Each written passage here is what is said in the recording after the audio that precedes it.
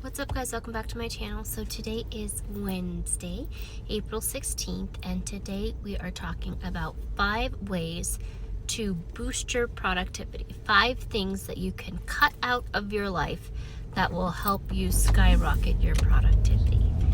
So let's go. Tip number 1. Tip number 1 is to track your time. So the first thing we're going to want to do is make a list. We're going to want to track our time. So that means that you're going to want to make a list of everything that you do on a regular basis. Everything that you do, or everything that you allow to take up realty in your mind that you spend. If you're the type of person that often likes to sit and daydream, what are you daydreaming about? How long do you spend doing that? Some people might only spend a few minutes a day daydreaming, but other people have allowed that to become a priority in their life. They might be getting ready to do something productive, and then they will allow themselves to sit for 15-20 minutes, an hour, just daydreaming and overthinking or obsessing over something. So we want to write those things down if we're doing them a couple of times a day, a week, because this is going to help us prioritize our time so that we're making sure that we're not wasting time doing things that aren't important. So tip number 1 is to track your time by writing it down. Once you've finished writing down the list of everything that you do on a regular basis, this can be good habits as well as bad habits. We're not just trying to have a session where we judge and criticize ourselves for all of the ways that we're not showing up as best we could. We want to make sure that we're still honoring the things that we're doing well. So after we make that list and we're saying, okay, this is how much time I spend getting ready in the morning. This is how much time I spend getting ready in the evening for the next day. This is how much time I spend in traffic. This is how much time I spend doom scrolling or watching social media, overthinking, stalking my ex. And then once you have that total time mapped out, then you can start to see, okay, this is something taking up too much of my time. I need to allocate that towards better things. So that brings us to tip number 2. Tip number 2 is to cut out excess entertainment. So this might be social media, movies, music, anything that you spend an excess amount of time focusing on or engaging in the realm of social media that is keeping you from focusing in on your goals that might be on your priority list.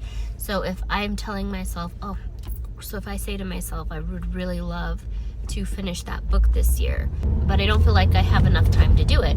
But I like to spend, sometimes I'm depressed or I'm feeling unmotivated, but at the same time, I might spend an hour a day listening to depressing music, or an hour a day scrolling through social media and checking to see, what my friends are doing or what my ex is doing or what my partner's doing, because I feel like I have to constantly babysit them or check in with them all the time. There should be some balance to our relationships with other people, and there should be some balance to our entertainment. Do we have to go to every party that we're invited to? Every outing, every event, just because someone asks us? There's a reason why we feel like there's not enough time in the day to do everything, because there's not. We have to pick and choose what we want to get done and what might have to be put off until another time, and what needs to be removed completely. And in my opinion, if you're trying to fast track your productivity, or you have a goal that you'd like to reach, a way to get there faster is going to be by cutting out excess entertainment. And again, that's social media, movies, parties, that kind of thing. So that brings us to tip number 3. We want to make sure that we're spending time with people who edify us, with people who are going to encourage us to grow closer to Christ, to be a better version of ourselves, because we've talked about this before. Studies show you are a compilation, or you are a combination of the 5 people that you spend the most time with. So when you look at your inner circle, is there anyone who has characteristics that you wouldn't want to become a part of your own character? Like if it's a person who's maybe dishonest in some way, they lie, steal, cheat, gossip, backstabbing, that kind of thing. Traits, if you don't want it to become a part of your personality, consider letting those relationships go. If you're not building each other up and serving each other well, and this goes both ways. It's not just, oh, I'm staying with this person, or I have this friend who's not a good friend, or this partner who's not a good partner. It's just you filling up their cup and then being left empty. By cutting those relationships out of our lives, we have more time to focus on our goals. And yeah. Tip number 4. Tip number 4 is to cut out junk food. To cut out excess junk food, sweets, carbs, that kind of thing. So if we want to make sure that we have enough energy to accomplish our goals, we're going to want to make sure that we're eating better and moving our bodies. So that means we're getting up, we're exercising, and we're not consistently feeding ourselves food that is not going to fuel our minds and our bodies. So that's tip number 4, which brings us to our 5th and final tip. Tip number 5. Okay, so the true 5th and final item to cut out of your life to increase your productivity is going to be habitual sin. This is an excellent one because it definitely could be first, and that would help put all of the other items that we need to cut out of our lives in order. But this might mean, lying, stealing, gluttony. There's a saying that says sin will take you further than you want to go and keep you longer than you want to stay, and the price is more than what most people are willing to pay.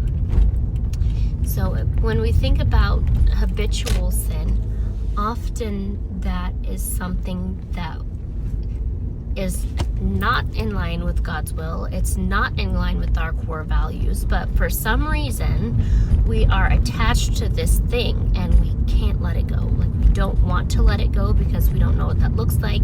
Maybe it's uncomfortable because it's unfamiliar. It's a coping mechanism that we have been using to deal with stress, or maybe it's still a coping mechanism that we use to deal with stress, and that's why we're not letting go of the thing.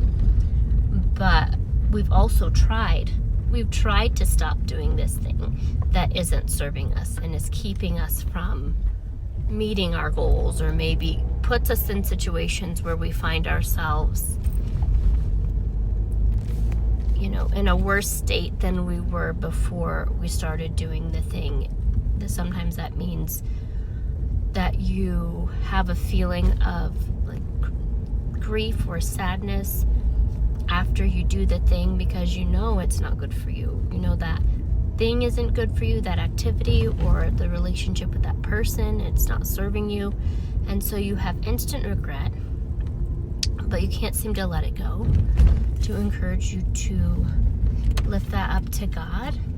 And sometimes that's something too that it can be a struggle to just say, okay, well, God, I want to give this to you, but I still have this stronghold in my mind, right? That I need to break because I can't stop thinking about this thing. It's become an obsession. How do we give that to God so we can cut out all of the things we need to cut out of our lives so we can move forward with Him? Like 100% move forward with God without looking back, without distractions.